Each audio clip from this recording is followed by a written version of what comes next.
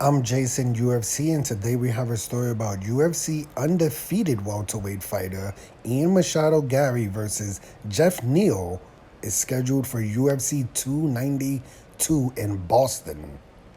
Ian Machado Garry will get they're saying a big step up, I guess, but they're both ranked fighters. They're both ranked in the top 15. But Ian Machado Garry will get a step up in competition at UFC 292 when he takes on fellow welterweight contender Geoff Neal.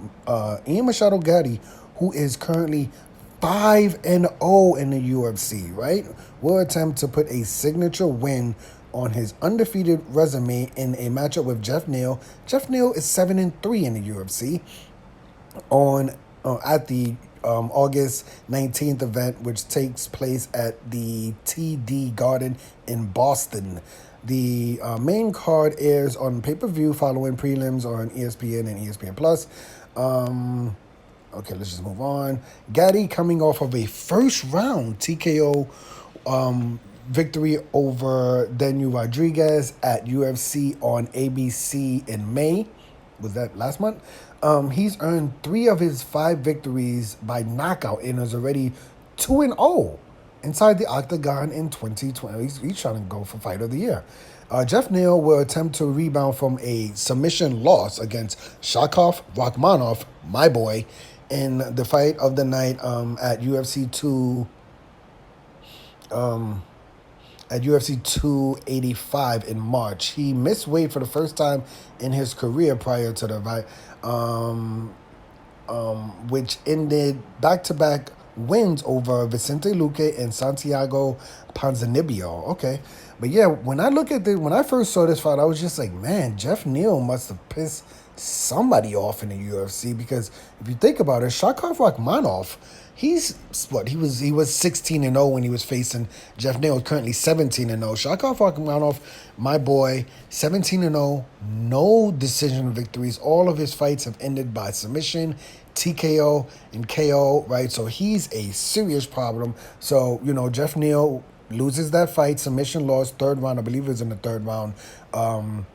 To Sharkov Rachmanov. And now the UFC is like, you know what? We're going to give him another undefeated fighter, Ian Garry, who's 12-0, 5-0 in the UFC. So I don't know. Someone is clearly not in Geoff Neal's camp. They're really mad at him about something. But this is a good fight. A lot of people are saying this is a step up. Ian Garry is not like 1-0 and 2. He's 5-0 in the UFC, 2-0 this year. He's ranked top 15, I believe, 12 or 13 in the UFC welterweight division. So he's going to get a fight like this, right? They're not putting him against Shakov Rachmanov, right? I think that would have been a huge step up. But this is a good fight, right?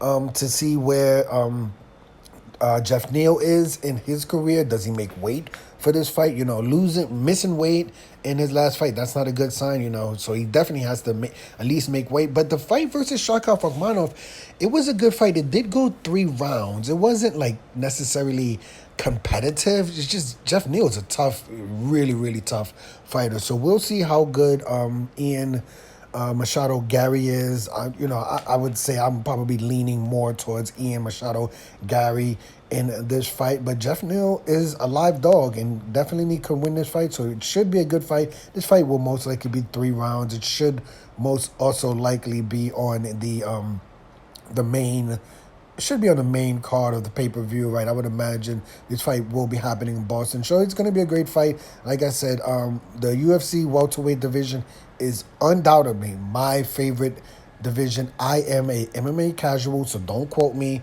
but I'm super, super, super, super, super excited about the talent in the UFC welterweight division. Even up and coming names like Ian Garry, Jack Della, Shakov Rachmanov, like these guys are problems and could be the future of the UFC welterweight division. I believe you have Wonderboy Thompson versus Michelle Pereira scheduled.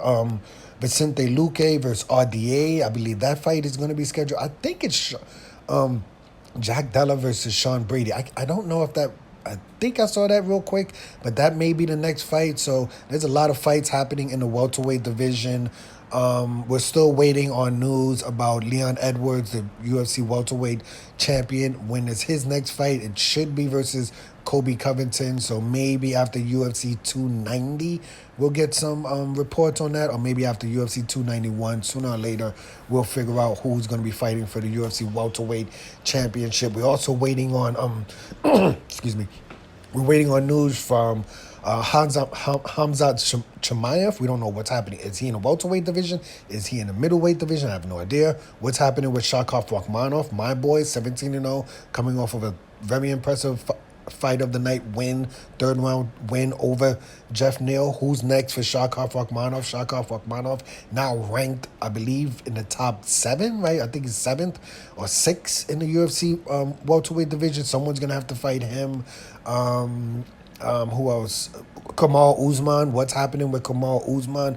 What's Kamal Usman next fight, right? If Chimaev goes up to middleweight, we could probably have maybe, I don't know if Usman goes up to middleweight, but if he stays at welterweight, you could have Usman versus a Shavkat Rakhmonov, right? Something like that. But we'll see. Let me know your opinion of this fight. Who are you leaning toward? Who do you think is going to win? Let me know what's your favorite division in the UFC at the moment. Mine is the UFC welterweight. My MMA hardcore friends, they love the UFC lightweight division. I think it's a little bit, I'm not gonna say overrated. I would say it's a little bit overrated for the most part. But I'm more of a fan of the UFC welterweight division. But I'm Jason, UFC. Today we had a story about undefeated UFC welterweight fighter Ian Machado Garry will be facing Geoff Neal at UFC 292 in Boston. Hit the like button, hit the subscribe button, hit the $1 donation button, and please tune in to the next video on this channel. Thanks a million for watching.